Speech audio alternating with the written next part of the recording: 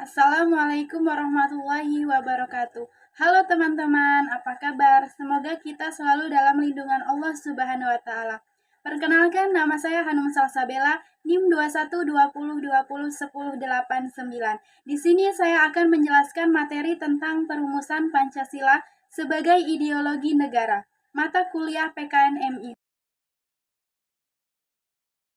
Sejarah dirumuskannya Pancasila sebagai ideologi negara adalah diawali dengan pembentukan Badan Penyelidik Usaha-Usaha Persiapan Kemerdekaan Indonesia atau BPUPKI.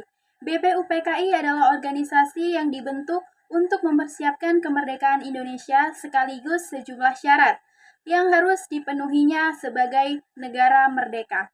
Pancasila dirumuskan dalam sidang pertama BPUPKI. Sidang pertamanya sendiri dilaksanakan pada 29 Mei sampai 1 Juni 1945. Ada beberapa tokoh yang mengusulkan tentang dasar negara. Yang pertama, Muhammad Yamin. 1. Peri kebangsaan, 2. Peri kemanusiaan, 3. Peri ketuhanan, 4. Peri kerakyatan, dan 5. Kesejahteraan rakyat. Lalu usulan dari Supomo. 1. Persatuan atau unitarisme, 2. Kekeluargaan, 3. Keseimbangan lahir dan batin, 4. Musyawarah, 5. Keadilan rakyat. Lalu ada usulan dari Insinyur Soekarno. 1.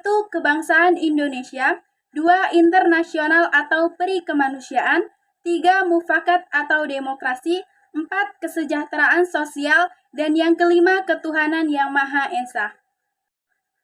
Selanjutnya yaitu pengertian Pancasila sebagai ideologi.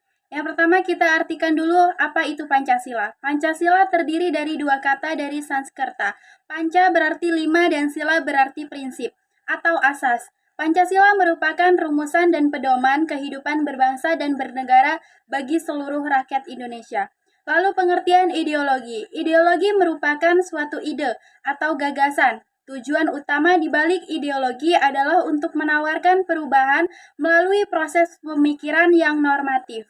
Selanjutnya, Pancasila sebagai ideologi berarti Pancasila merupakan landasan, ide, ataupun gagasan yang fundamental dalam proses penyelenggaraan tata pemerintahan suatu negara, mengatur bagaimana suatu sistem itu dijalankan, visi atau arah dari kehidupan berbangsa dan bernegara di Indonesia. Selanjutnya yaitu fungsi dan nilai dari Pancasila sebagai ideologi negara.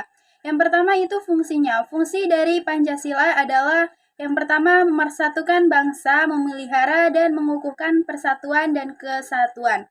Yang kedua ada membimbing dan mengarahkan bangsa menuju tujuannya.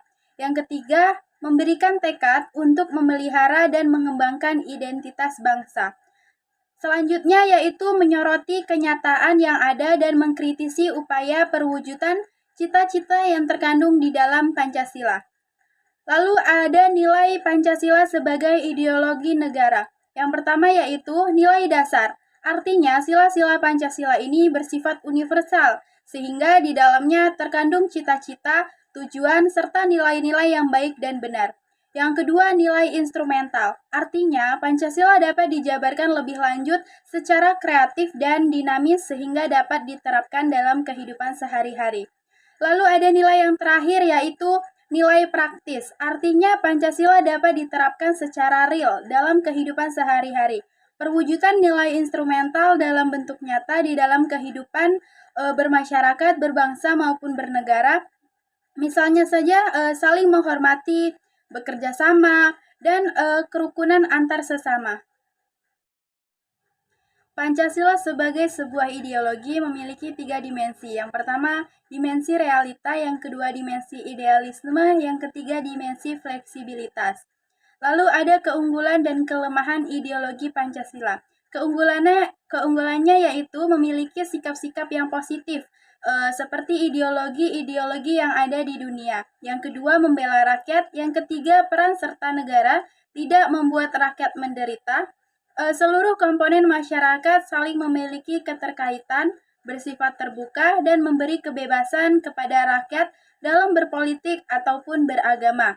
Lalu menjunjung tinggi hak asasi manusia tanpa menghilangkan hak orang lain.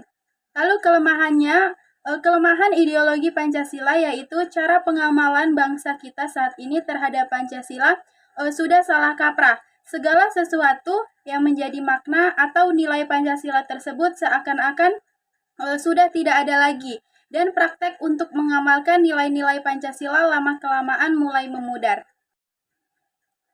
Jadi kesimpulannya yaitu Pancasila sebagai dasar negara dan pandangan hidup sekaligus juga merupakan ideologi negara. Sebagai ideologi negara berarti Pancasila merupakan gagasan dasar yang berkenaan dengan kehidupan negara. Pancasila bukan hanya suatu yang bersifat statis, melandasi berdirinya negara Indonesia.